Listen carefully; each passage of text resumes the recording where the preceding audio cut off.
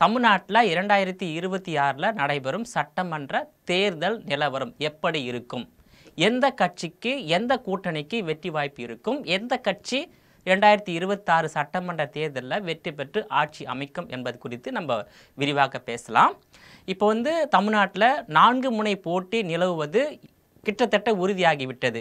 தமிழ்நாட்டை ஆளக்கூடிய திமுக தலைமையிலான கூட்டணி, தமிழ்நாட்டின் எதிர்க்கட்சி தலைவர் எடப்பாடி பழனிசாமி தலைமையிலான அதிமுக கூட்டணி, அதே போல் தமிழ்நாட்டில் ஒரு புதிய வரவான நடிகர் விஜயால் தொடங்கப்பட்டுள்ள தமிழக வெற்றி கழகம் தலைமையிலான கூட்டணி, வழக்கம்போல் சீமான் தலைமையிலான நாம் தமிழர் கட்சி என 4 முனை போட்டி தேர்தலை சந்திக்க உள்ளது.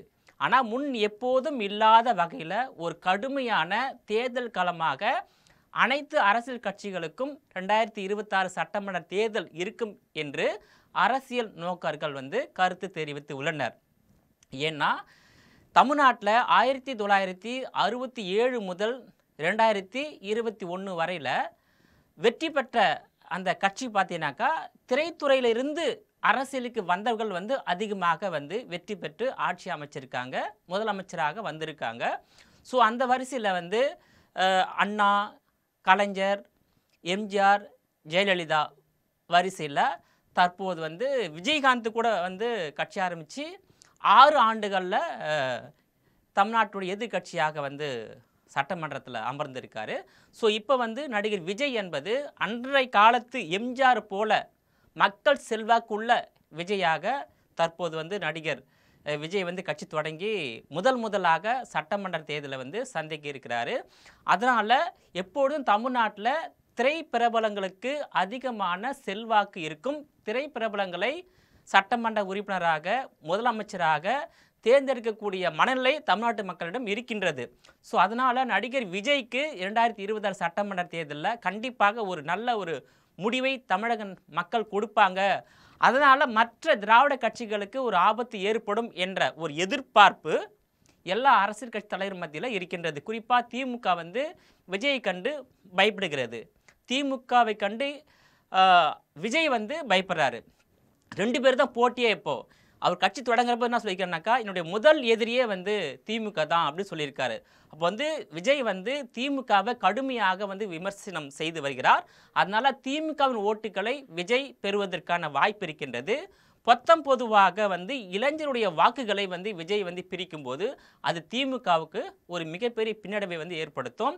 இருந்தாலும் 2019 முதல் 2025 கடைசியாக ஈரோடு கிழக்கு தொகுதி இடைத்தேர்தல் வரையில் தற்போதைய முதலமைச்சர் மு.க. ஸ்டாலின் தலைமையிலான திமுக தொடர்ந்து நாடாளுமன்ற தேர்தல், சட்டமன்ற தேர்தல், சட்டமன்ற இடைத்தேர்தல், உள்ளாட்சி தேர்தல் என தொடர்ந்து வெற்றிகளை பதிவு செய்து வருகிறது. ஆனால் இந்த வெற்றி 2026 தொடருமா அப்படின்னா தொடர்வதற்கான வாய்ப்பு மிக மிக குறைவு.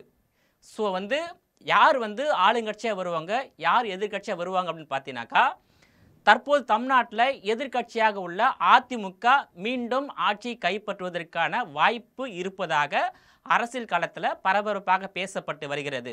அப்படி இல்லைன்னா ஒருவேளை புதிய வரவாக உள்ள நடிகர் விஜய் தொடங்கியுள்ள தமிழக வெற்றி கழகத்தின் தலைமையிலான கூட்டணியும் தமிழ்நாட்டில் ஆட்சி கைப்பற்றுவதற்கான வாய்ப்பு இருக்கின்றது. ஏனென்றால் இளைஞர்கள் விஜயின் பக்கம் இருக்கின்றார்கள். முதல் மாநாட்டில் விஜய் அவர்கள் ஆற்றிய உரை நிறைய இளைஞர்களை அந்த தாவேக பக்கம் மாற செய்துள்ளது. அதனால் விஜய் ஒரு முக்கிய புள்ளியாக 2026 தேர்தலில் இடம் பெறுவார் என்பது எந்தவித மாற்று கருத்தும் இல்லை. ஒருவேளை 2026 விஜய் ஆட்சியை கைப்பற்ற முடியாமல் போனாலும் 2011ஆம் ஆண்டு தேமுதிக தலைவர் விஜயகாந்த் 29 இடங்களில் வெற்றி பெற்று எதிர்கட்சியாக அமர்ந்தது போல் நடிகர் விஜய் 2026 எதிர்கட்சி வரிசையில் கூட அமர்வதற்கான வாய்ப்பு இருப்பதாக பேசப்படுகிறது. திமுக தலைமையிலான கூட்டணி ஒரு பலம் வாய்ந்த கூட்டணி. அதுக்கு நிகராக அதிமுக, பாஜக தலைமையிலான ஒரு கூட்டணி அமைக்கப்பட்டுள்ளது. அந்த கூட்டணியை பலம் வாய்ந்த கூட்டணியாக இரு கட்சிகளும் அமைக்கும் தீவிர தேர்தல் பணிகளில் ஈடுபட்டு வருகிறது. இப்போ அந்த நடிகர் விஜய் தலைமையிலான அந்த தாவேக கூட்டணியில் அம்மா மக்கள் முன்னேற்ற கழகம் டிடி தினகரன், ஓபிஎஸ், அதில் பார்த்தீங்கன்னாக்கா தேமுதிக, தமிழ்நாடு முஸ்லீம் லீக்கு, அந்த வரிசையில் கிறிஸ்துவ நல்லெண்ண இயக்கம் என்ற கட்சி கூட திமுகவில் இருந்து வெளியேறி தமிழக வெற்றி கழகத்தில் இணைவதற்கான வாய்ப்பு இருப்பதாக வந்து பேசப்படுகிறது. கிட்டத்தட்ட வந்து இப்போது தமிழக வெற்றி கழகத்தில் வந்து ஒரு 6 கட்சிகள் வந்து இணைவதற்கான வாய்ப்பு வந்து ஏற்பட்டுள்ளது. இதுவே இன்னும் ஒரு 10 மாத காலத்தில் திமுகவிலிருந்து பல்வேறு கட்சிகள் தமிழக வெற்றி கழகத்தில் இணைவதற்கான வாய்ப்பு இருக்கின்றது. இப்போ திமுகவையும் அதிமுகவையும் ஆதரிக்காத சில சமூக அமைப்புகள் வந்து தமிழக வெற்றி கழகத்தை வந்து ஆதரித்து தேர்தலில் வாக்களிக்க வாய்ப்பு இருக்கின்றது.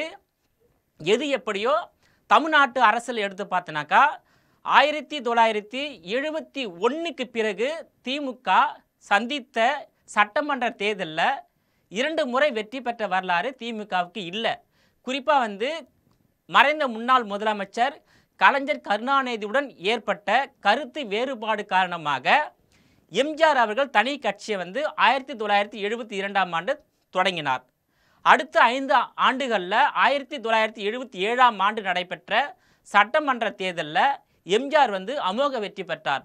அப்புறம் 1980, அதன் பிறகு 1984 என 3 சட்டமன்ற தேர்தலில் எம்ஜிஆர் வந்து தொடர்ந்து வெற்றி பெற்று சாகும் வரையில் முதலமைச்சராக இருந்தால் மரணம் அடைந்தார்.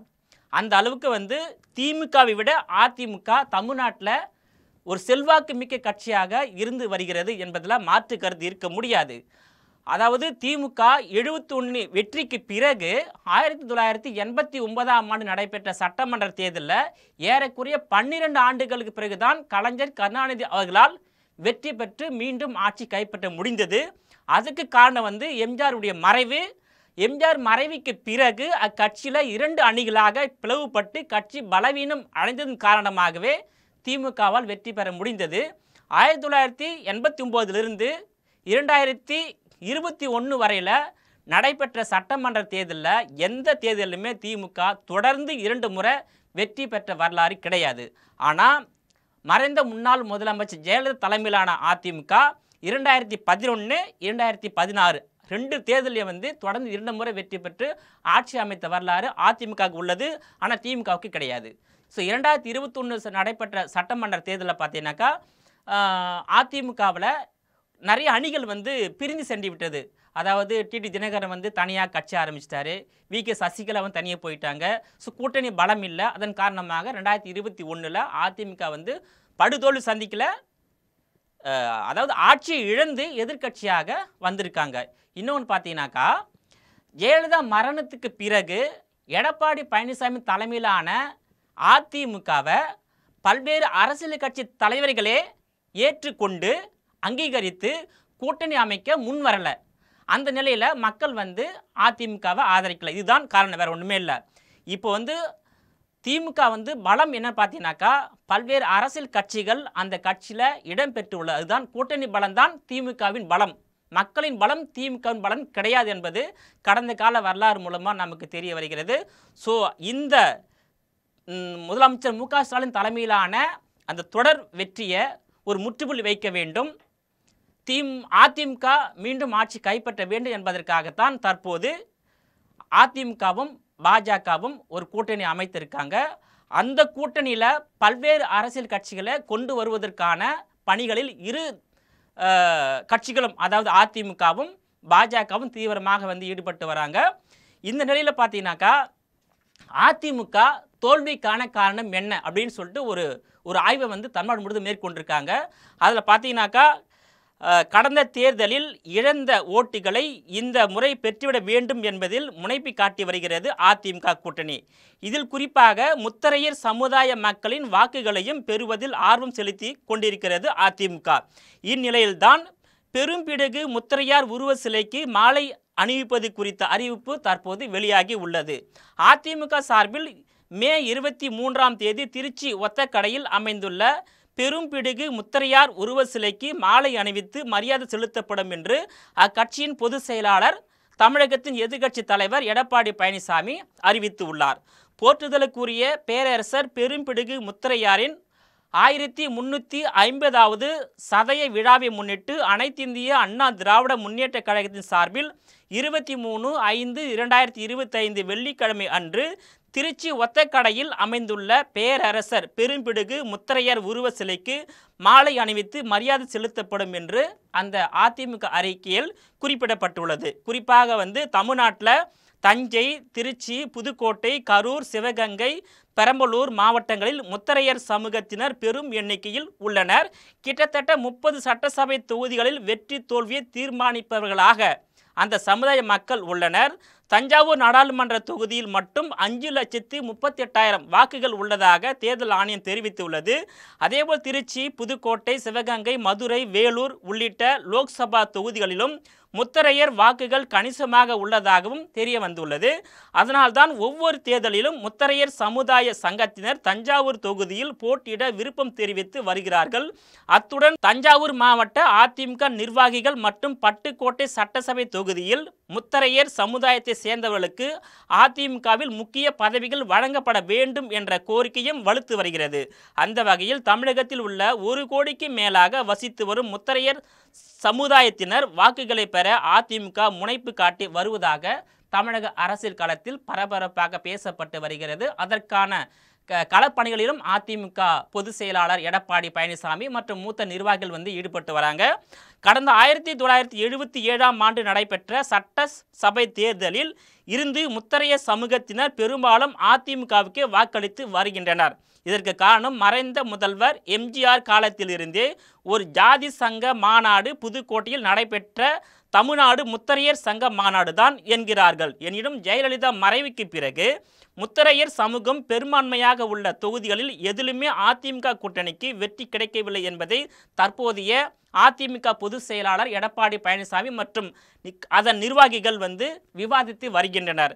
எனவே 2026 சட்டமன்ற தேர்தலில் இழந்த முத்தரையர் சமூக வாக்குகளை பெற எடப்பாடி பழனிசாமி திட்டமிட்டு உள்ளதாக தெரிகிறது. இதையடுத்து இம்மாதம் 23ஆம் தேதி பெரும்பிடுகு முத்தரையரின் 1350வது விழாவை சிறப்பாக கொண்டாட அதிமுகவுக்கு அழைப்பு விடுக்கப்பட்டு உள்ளதாகவும் கூறப்படுகிறது. அது மட்டுமல்ல, வரும் தேர்தலில் தஞ்சை தொகுதிக்கு முக்கியத்துவம் தரும் வகையில் தேர்தலில் தொகுதிகள் ஒதுக்கீடுகள் இருக்கும் என்றும் கூறப்படுகிறது. ஏற்கனவே தாவேக தலைவர் விஜய் முத்தரையர் சமூக மக்களின் கவனத்தை பெற்று வருவதாக தெரிகிறது. பெரும்பிடுகு முத்தரையின் சதய விழாவில் தாவேக சார்பில் புசி ஆனந்த் இதுவரை 2 முறை கலந்து கொண்டு மன்னருக்கு மாலை அணிவித்து மரியாதை செலுத்தி இருந்தது குறிப்பிடத்தக்கதாகும். ஸோ அந்த வகையில் அந்த பெரும்பிடுகு உடைய சதய விழா இந்த 2026 சட்டமன்ற தேர்தலில் ஒரு முக்கிய பொருளாக பேசப்பட உள்ளது. எது எப்படியோ தமிழ்நாட்டில் 2026 சட்டமன்ற தேர்தல் என்பது அனைத்து அரசியல் கட்சிகளுக்கும் மிகப்பெரிய சவால் நிறைந்த தேர்தல் களமாக இருக்கும் என்று எதிர்பார்க்கப்படுகிறது.